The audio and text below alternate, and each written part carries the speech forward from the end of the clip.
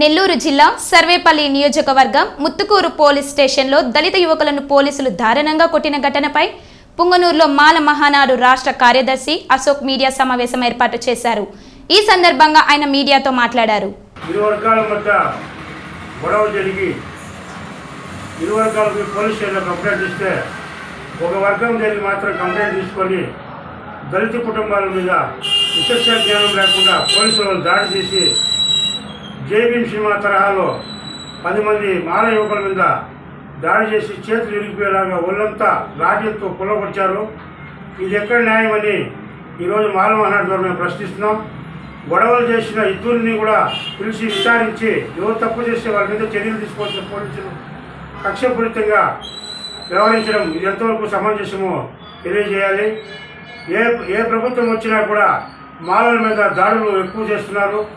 అలాగే పోలీసు వారు కూడా మార్పు అనేది వాళ్ళు లేకుండా మూర్ఖులుగా రాక్షసుల వారు వ్యవహరిస్తున్నారు.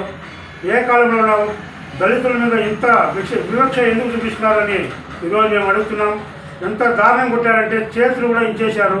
ఎస్ఐ విశ్వనాథ్ రెడ్డి గారు, కానిస్టేబుల్ సుబ్రహ్మణ్యం అనేవాళ్ళు రాత్రి 2 పోలీస్ స్టేషన్లో కూడా ఆ దళిత యువకుల్ని కుక్కలకన్నా హీనంగా కొట్టారండి. ఎంత అన్యాయం! దీనిపైన వెంటనే ముఖ్యమంత్రి వాళ్ళు అలాగే హోంమంత్రి అనిత గారు కూడా చర్యలు తీసుకోవాలి.